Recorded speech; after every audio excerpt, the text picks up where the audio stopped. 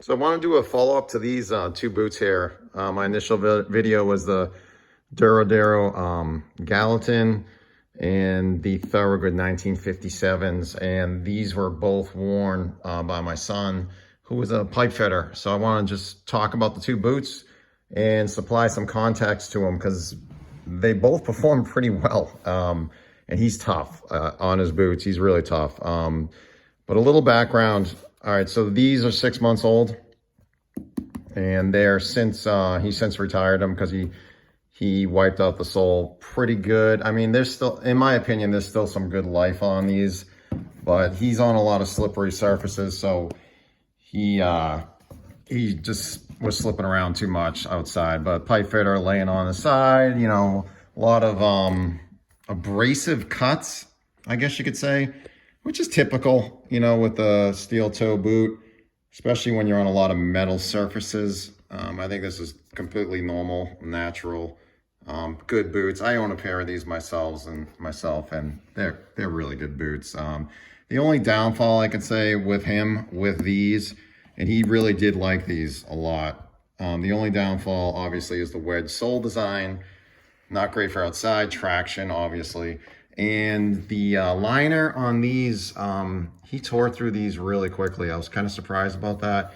I don't know if you can get in there and see that. There on the corner on the right, he ripped through the heel really quickly. And the other boot was, I think, even worse. I think it was like left-hand side. Really tough to film this like this, but left-hand corner, he actually tore through the heel counter. So he went through the liner, the counter, and he actually got into the leather. And I'm talking pretty quickly. The Gallatins are not waterproof anyway, so therefore there is no liner. So, which is good in one sense, but bad in the other, because they're colder in the winter, obviously, and they're not waterproof. But let's take a look at these two, and I'll talk about these two because I've talked about those a bunch on like 4 different videos. But let's take a look at the leather. On the toes on these, you get the same type of scuffs and scrapes and cuts and everything else up front. Big toe box. The welt is synthetic, just like the Thorogoods. And they're doing good. This boot, the big thing with this boot, in my opinion, was going to be the outsole. And I'm going to talk about that in a second. If you look at the other boot, same deal. You're going to get some, pretty good scrapes and tears. I mean, they've been thoroughly worked for 6 months. All right, so let me supply some context to these. All right, so pipe fitter. He came home one day, I almost died. He walked in the house with these things. I don't know what he got himself into. And actually, these are on a piece of cardboard right now because they smell like diesel fuel, and I really shouldn't have them in the dining room. He walked into the house one day as a pipe fitter, and I couldn't understand this. I was like, what is all over your boots? It was horrifying, especially the fact that he brought them in. But from the welt almost up to here, it was just grease. And it coated both boots all the way around the welt. And, I'm like, thank God you didn't walk right on like a carpet with that. And so from now on, he takes them off in the garage. And it was like a grease / chemical. And it like discolored the boots at one point. And they've since returned some color. I mean, you can see it. He's got like, he's got some damage to the leather. Very tough on them. A lot of salt, sand, dirt, greases, oils, chemicals, both boots. So this is my opinion on him wearing boots. He's only able to get 6 months out of these. I'd say these are pretty similar as far as time. Like this leather is slightly thicker, in my opinion, than the Duraderos, although this feels pretty thick as well. But yeah, for him, the way he is on boots with the leathers and, the scrapes and the cuts and everything else, I'd say he's about a 6 month to a 9 month type of guy on boots. But let's talk about the outsoles. So full context of these. He wore these for 4 months and they didn't fit him right. They were small, a little small. We ordered him 11 and a half and he's a 13. And you're probably wondering, like, why would you do that? Like, why would you go 11 and a half when you get a 13 over here? And I'm holding my annoying flashlight up. The reason is because they run large. The Duraderos on the older styles, they run large. And that's the size that I had in the past. It was 11 and a half. But I didn't have steel toes when I bought a pair. I think that took up a little bit of space in the front, and he was complaining about the size. So after about 3 months, he said, oh, these things aren't really fitting me that great. So what I ended up doing is I ended up wearing them for, I don't know, probably about a month. And they were a little bit too small for me because I'm a 13 too. I'm also a 13. So my toes were starting to hit the front on the steel toe. So at that point, I'm like, what am I going to do here? So I gave, and it was too late to return them. And I wish he had told me like right away. So I ended up giving them away to a guy I know, and he works in automotive, and he also does some construction work after work. He rides like dirt bikes and quads, and he's like in his boots 7 days a week. So I let him have them. They fit him perfectly. They were a little big on him, and he tied them pretty tight. So let's go 3 months pipe fitting, 3 months automotive, and let's talk about some of the stuff that he did in these. The outsole are very soft on these.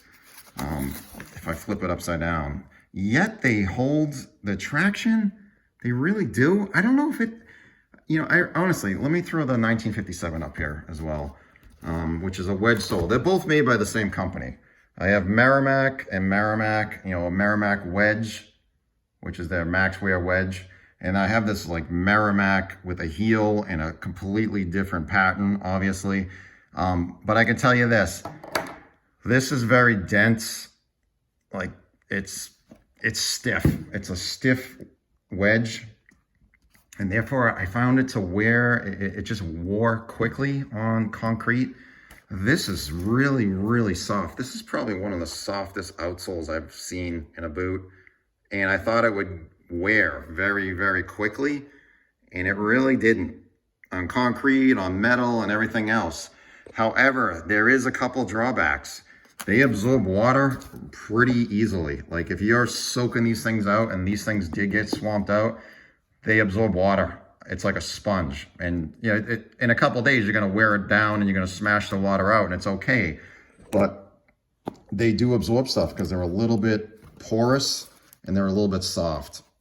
But the lugs are all there. It's, these will absorb water too, but not as much. But as far as abrasive, like hitting metal and that type of stuff, I mean, there's some damage there. And this company does offer free resoles.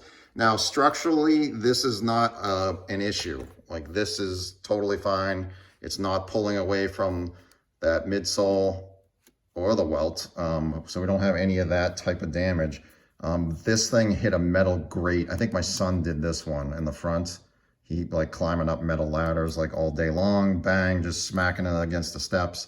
This one I think was from riding a motorcycle or a dirt bike, from the third person that wore these, which is a friend of mine. But I don't know, is that a problem? I don't think it is, because they are very comfortable on concrete.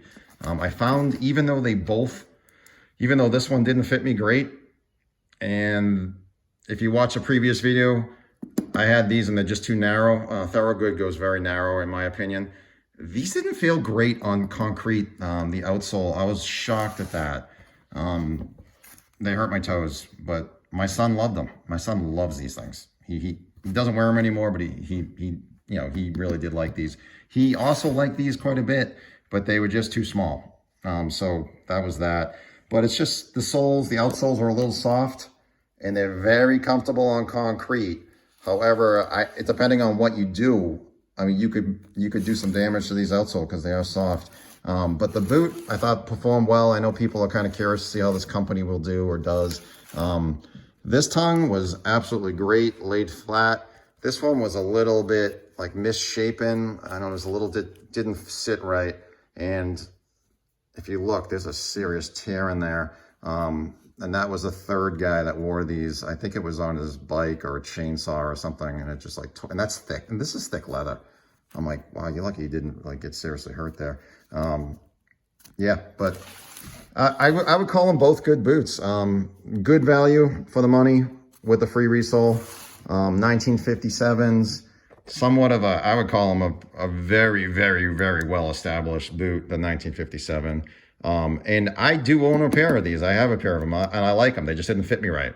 And I didn't tear through the insole on mine. He wiped through these. But that's where we're at on these. Retired, I think still functionable. I think you can still use those. I'd probably wear those to work, honestly. This one, doing good still. This one's actually still being used daily. I just asked him if I could shoot a video on these, so he gave them to me on Friday, and I'm going to give them back to him on Monday. Still plenty of life left on the soles, even though we got some like some gouges in it. So Duradero Gallatin's still going strong. The 1957s, since retired, but in my opinion, still very functionally left with enough on the outsole. And I think you could still get another 6 months out of those with the right person. Same here. So I think they're both pretty good quality boots, and they both served us pretty well. So thanks for watching. That's it. Bye.